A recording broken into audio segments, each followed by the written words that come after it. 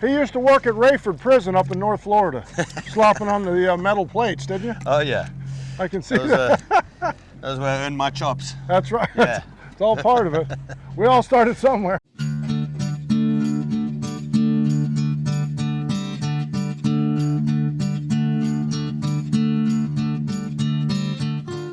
Yeah, there you go. Get away from the boat. Nice. Nice.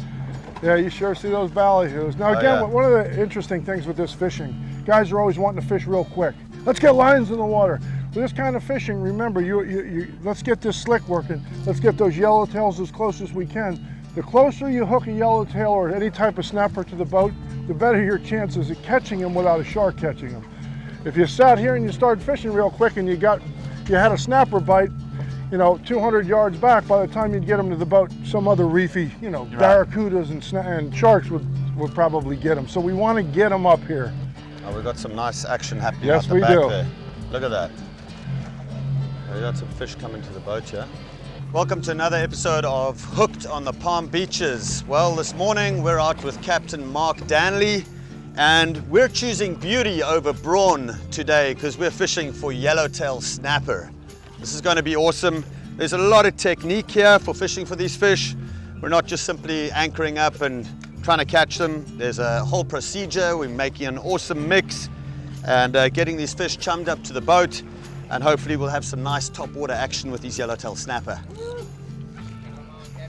Yeah, we got a little one here. I think we're together here. Just stand by. All right, not a big one, but that's a yellowtail snapper. That's what we're after right here. This is the jig head I'm using. Yeah, perfect. I mean, it is really tiny. Depending on the current, if you got a lot of current, you're gonna want a little bit more weight.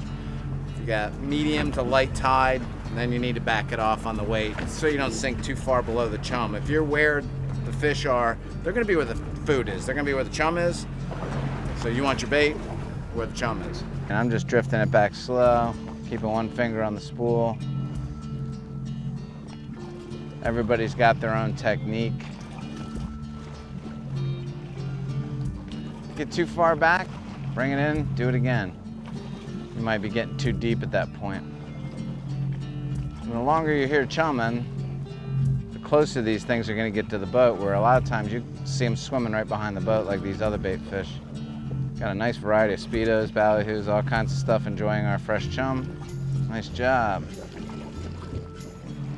We're surrounded here in the Palm Beaches by all these poor people. You can see them scooting by us on their motor yachts, so they're probably wondering what the heck we're doing over here.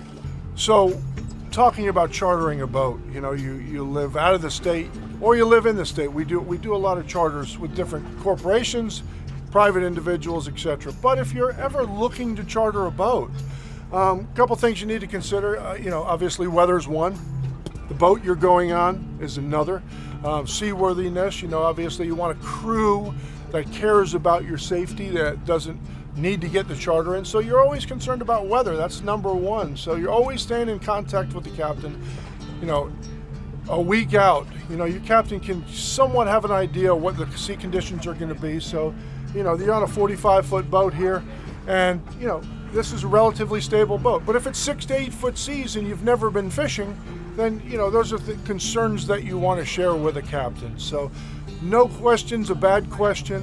When you're looking for a boat, pleasant, is the captain pleasant? And that's really it. You want that. As far as the fishing goes, certain times of the year, yellowtailing's great. Sometimes it's not. Sometimes we're fishing for wahoo, sailfish, kingfish, dolphin, depending on what's going on. Our big thing that we do a lot is sword fishing. So depending on what it is, time of the year, month of the year, that's what you're going to want to ask a captain. What are we going to be fishing for? Most times he's going to tell you we're going to fish for what's biting. And at certain times of the year in the wintertime, people love sailfish. I mean, this is the sailfish capital of the world off of Palm Beach here. So, it's not crazy to think you couldn't come out here and catch 3, 4, 5, 6, 10 sailfish. This type of fishing, here's what our thought process is here. When it's relatively slow trolling, I know I want to bend the rod for the customer. I want the customer with the rod in his hand, I want the rod bent, and I want them having fun doing this. You put kids, you put adults, anybody on a rod, an 8, 6, or 8 or 12 pound outfit with a rod bent, like James has got right now, He's been fighting this fish for 8 minutes. We don't know what we have on the end of the line. You can't not like that. So to me, it's in our repertoire. It's what we do. Hey, if the snapper fishing's going to be good, we're going to let the people know. We can wahoo fish all day if you'd like. Chances are you may catch one. You got about 20% chance. Or we can wahoo fish for an hour or two. We can go tuna fishing for an hour. But to fall back on something that's kind of we can do pretty much any time, this is it, yellowtail snapper, and they're going home with groceries. So that's really the benefit to this fishing. James, what exactly is going on over there? It looks like you got a really big fish, or you're fighting a shoe of some sort. Looks like a really big boot. I hear you. Just solid pulling. That's the beauty of this. You know, you can be off Palm Beach, and a lot of these guys at a Palm Beach Inlet, Boca Inlet, you have the ability to catch anything here, and we're within 10 miles of catching a fish up to 1,000 pounds. So fishing off of Palm Beach, I mean, it's priceless. I mean, you can go to the Bahamas, you can go to the Dominican Republic, but day in and day out, to be able to bend the rod on fish, whether it's bottom fish, trolling fish, swordfish, Palm Beach area, the Palm Beaches is the spot. One of the best spots in the world, by far.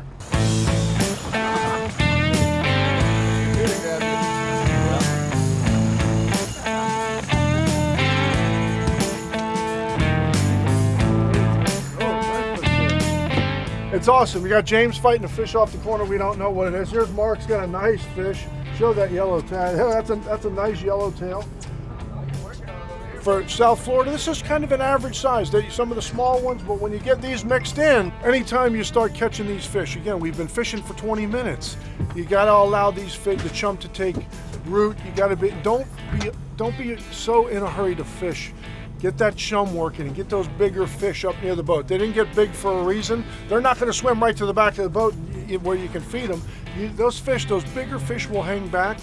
And again, take your time. Yeah, it's just strong and steady. Yeah, yep. Definitely not a jack. There's no like head shaking or anything going on. Here we are, we're sitting in 73 feet off of Palm Beach. If this water was clear, you'd look down and you'd see rock piles and sand formations and gullies. These fish are all kind of staging up there. Once we throw that chum there, those fish are coming up. Now, here's the beauty of it. Even though he's fishing with a hook about this size, he's hooked something. Obviously, we've been fighting him for 20 minutes. You got kingfish, you got wahoo that swim in. There's no fences in the ocean, so understand where we're sitting, everything swims. Everything swims right here.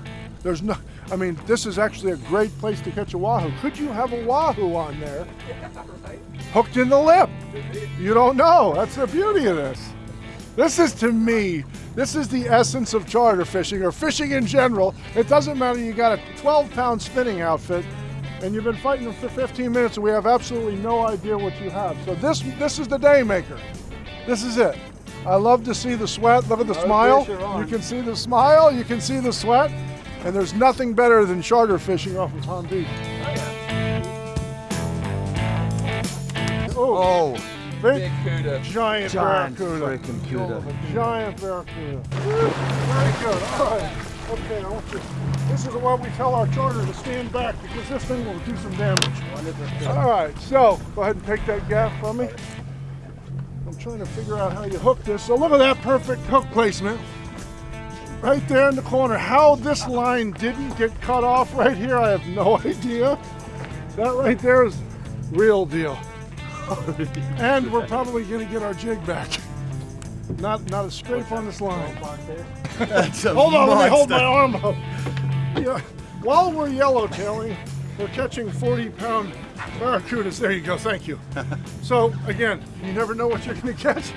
That feels like 40 pounds, man. This is what we call the tax man. This is the guy who's eating our yellowtails, or was eating our yellowtails. He's no longer eating our yellowtails.